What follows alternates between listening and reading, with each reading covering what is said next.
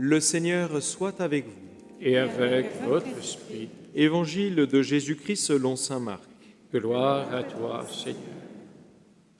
En ce temps-là, Jésus disait à ses disciples : « Celui qui vous donnera un verre d'eau au nom de votre appartenance au Christ, amen, je vous le dis, il ne restera pas sans récompense. Celui qui est un scandale, une occasion de chute pour un seul de ces petits qui croient en moi, mieux vaudrait pour lui qu'on lui attache au cou une de ces meules que tournent les ânes et qu'on le jette à la mer. Et si ta main est pour toi une occasion de chute, coupe-la. Mieux vaut pour toi entrer manchot dans la vie éternelle que de t'en aller dans la géhenne avec tes deux mains, là où le feu ne s'éteint pas.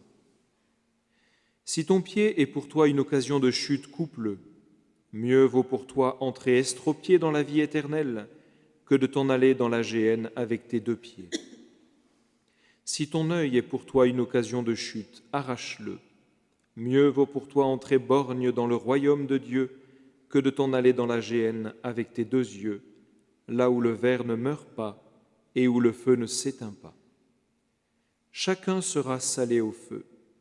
C'est une bonne chose que le sel, mais s'il cesse d'être du sel, avec quoi allez-vous lui rendre de la saveur ? Ayez du sel en vous-même et vivez en paix entre vous. Acclamons la parole de Dieu. Louange à toi, Seigneur Jésus.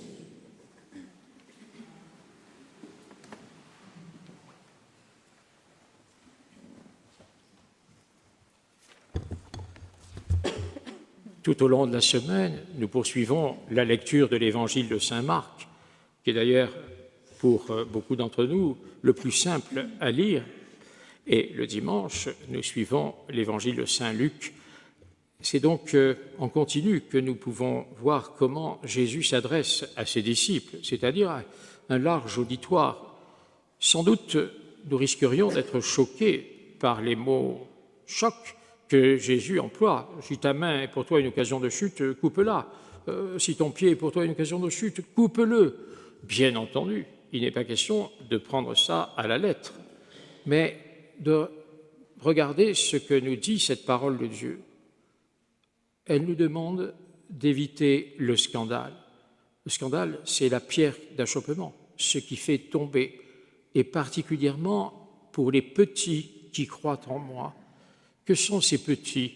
Jésus ne veut pas dire les petits enfants, mais il veut dire les faibles, les pauvres du Seigneur, ceux qui ont mis leur foi en lui. Mieux vaudrait pour lui qu'on lui attache une meule autour du cou et qu'on le jette à la mer. Il vise là ceux qui ont la connaissance et qui détournent les autres de cette connaissance de Dieu. Il vise là, sans doute, certains scribes, docteurs de la loi de son époque, mais aussi plus loin, ceux qui, au nom de leur propre jugement, détournent des gens de la foi catholique. Et il y en a eu, il y en aura encore, qui lancent sur des chemins de perdition ceux qui ne peuvent pas voir le danger et qui les livrent aux démons. Ils sont gravement coupables d'avoir détourné le trésor dont ils étaient les garants, les porteurs, les transmetteurs. C'est le scandale extérieur, c'est ce que nous provoquons et nous sommes chargés de faire attention à ce que nous disons, particulièrement quand nous enseignons au nom de la foi, parce que nous avons à éclairer, mais avec l'éclairage de l'Esprit Saint, et non pas avec nos propres idées, nos propres lubies, nos propres idéologies, qui peuvent faire un mal terrible.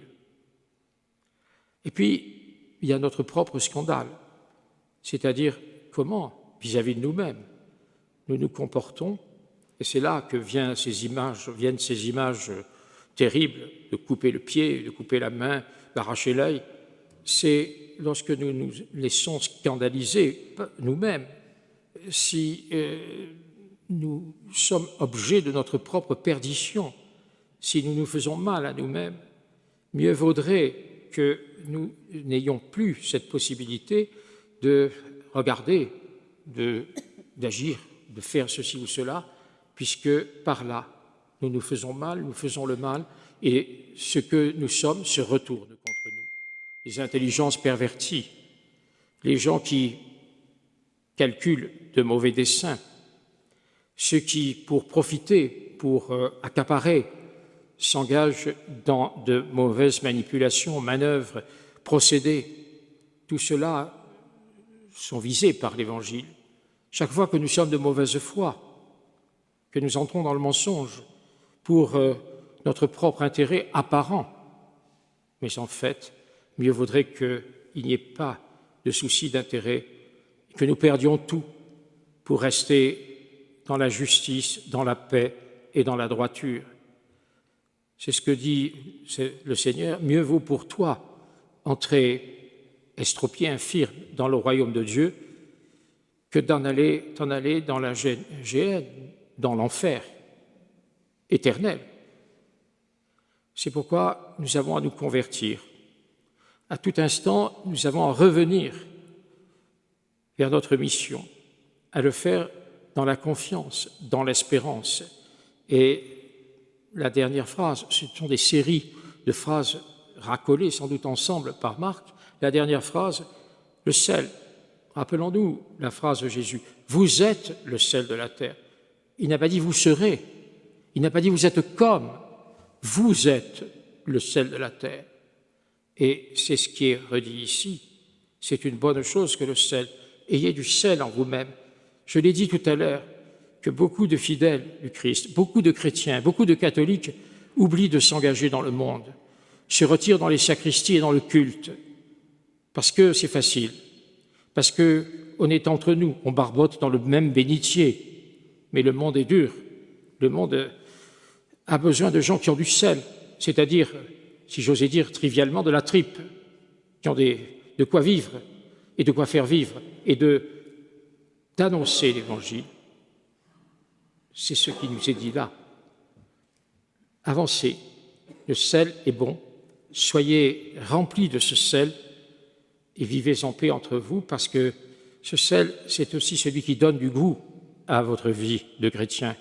C'est celui qui fait que vous vous retrouvez les uns les autres. Alors ne l'oubliez pas.